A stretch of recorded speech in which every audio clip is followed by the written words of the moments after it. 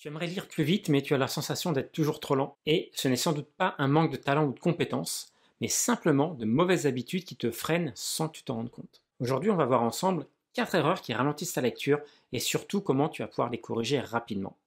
Mais avant, je me présente en 2 mots. Moi, c'est Cyril Maître, je suis formateur en efficience cognitive et clarificateur visuel.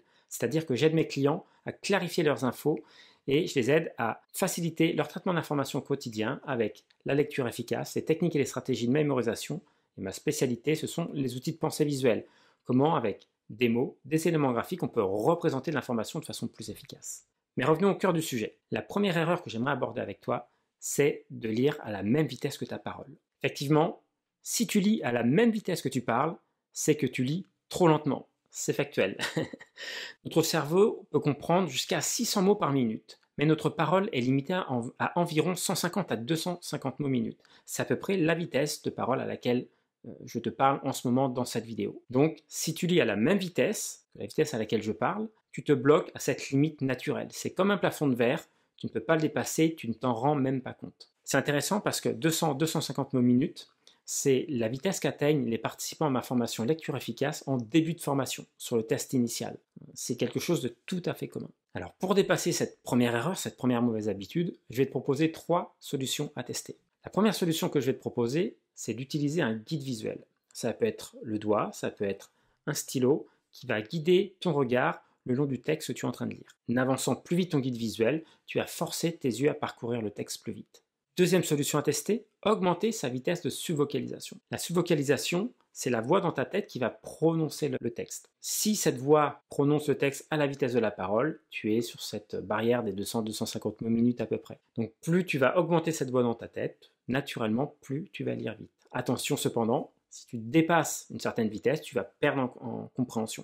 Donc il y a un subtil équilibre à trouver entre les deux. Ensuite, tu peux aussi faire des exercices de lecture rapide, des exercices spécifiques qui sont comme une gymnastique oculaire et cognitive pour habituer ton cerveau à lire beaucoup plus vite et à comprendre mieux dans ces super vitesses de lecture. Ça se pratique avec un chronomètre et un métronome et c'est vraiment un entraînement tout à fait spécifique. La seconde erreur, c'est le fait de faire des retours en arrière pendant ta lecture. Est-ce que tu as déjà vécu l'expérience suivante? Tu lis un texte et arrivé à la fin d'une page, au moment de passer à la page suivante, tu te rends compte que ton esprit était parti penser à autre chose pendant que les yeux étaient en train de courir le long des lignes du texte. Moi, ça m'arrivait très très souvent et donc on est obligé de repartir en haut de la page en général et moi ça m'est déjà arrivé d'avoir besoin de relire 2 ou 3 fois la même page parce que mon esprit avait du mal à se fixer. J'étais obligé de faire des retours en arrière. Alors il y a plusieurs causes possibles à ça. La première cause tout simplement c'est la fatigue. Si je suis trop fatigué ou si je lis trop longtemps en général, je vais perdre cette concentration et avoir besoin de faire plus de retours en arrière. Une autre cause très commune, c'est de vouloir tout retenir, tout comprendre dans le détail tout de suite dans le livre. Et ça peut induire un effet de stress et ça peut bloquer notre compréhension naturelle du texte. Et on est obligé de revenir et de revenir encore une fois pour s'assurer, pour se rassurer sur notre capacité à comprendre tout ce que l'on lit. Une troisième cause, c'est le fait de lire trop lentement. Le cerveau peut s'ennuyer, il va préférer s'occuper à des tâches plus intéressantes. D'où cet esprit qui divague, qui s'évade pendant la lecture. Et ces retours en arrière, c'est un vrai problème. Ces allers-retours inutiles te font perdre entre 30 et 50% de ton temps de lecture. Alors il va y avoir des solutions toutes simples que tu vas pouvoir mettre en pratique pour supprimer ces retours en arrière. La première solution, c'est la même que celle qu'on a évoquée précédemment. Utilise un guide visuel, soit le doigt, soit un stylo qui va accompagner ta lecture, qui va guider tes yeux pendant la lecture. Tant que ton guide visuel avance, tes yeux avancent et tu ne fais pas de retour en arrière. Le deuxième levier, c'est d'apprendre à faire confiance à ta capacité de compréhension globale plutôt que de chercher à capter chaque mot, chaque information au fur et à mesure. Le principe, c'est de reconstruire dans ta tête au fur et à mesure les grandes idées que tu es en train de lire et de voir comment elles s'articulent entre elles. Et puis, pour lutter contre la fatigue, il y a un moyen très simple, c'est de faire des pauses régulières quand on lit. Tu peux pour ça adopter la méthode du Pomodoro ou encore mieux la méthode du Pomodoro améliorée qui va te permettre de repartir sur tes phases de lecture en étant hyper concentré tout de suite.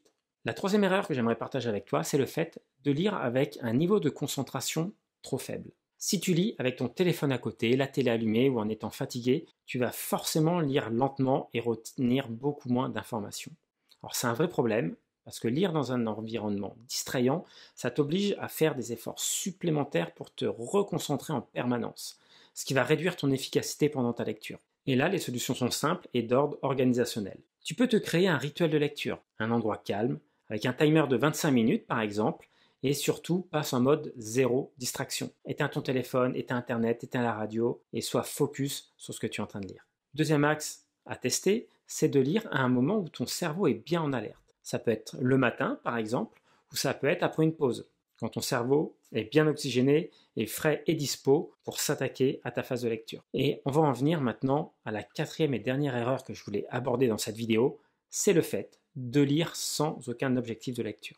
Et là, ouvrir un livre sans intention, c'est comme partir en voyage sans destination. Tu risques de perdre ton temps et d'oublier tout ce que tu lis. C'est un vrai problème parce que si tu ne sais pas pourquoi tu lis, ton cerveau ne sait pas où porter son attention. Il n'y a rien de vraiment important pour lui qui va permettre de passer les informations de la mémoire de travail à la mémoire à long terme. Et un des leviers pour passer ces informations dans la mémoire à long terme, c'est de dire à ton cerveau que telle ou telle information est vraiment importante. Une solution toute simple pour remédier à ceci, c'est de se poser au moins ces 3 questions avant de passer à ta phase de lecture. Première question, pourquoi je lis ce livre? Deuxième question, quelles informations clés j'ai envie de retenir de ma lecture? Et enfin, troisième question super importante, comment je vais utiliser ce que j'ai appris? Voilà, j'espère que tu as pu bien identifier ces 4 erreurs principales. Et pour résumer, je vais te donner les quelques solutions simples pour booster ta vitesse de lecture que j'ai pu aborder avec toi dans cette vidéo. Première chose, fixe-toi un objectif de lecture avant de commencer.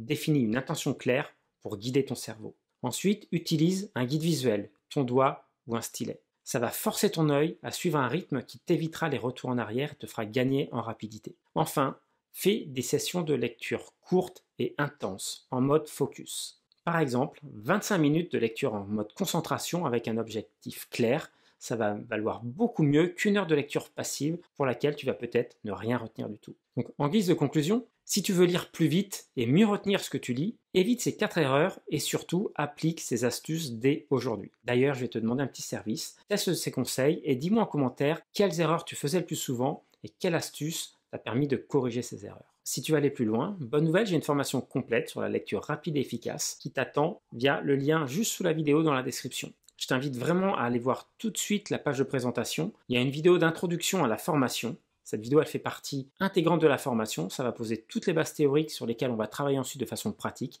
Il y a plus d'1 heure de vidéos qui te sont offertes avec en plus des astuces pratiques et concrètes. Tu vas pouvoir voir mon approche et ma façon de présenter ces sujets liés à l'efficience cognitive. J'espère que cette vidéo t'a plu. Dis-moi tout en commentaire encore une fois. Pense au pouce bleu et à t'abonner. On se retrouve dans une prochaine vidéo.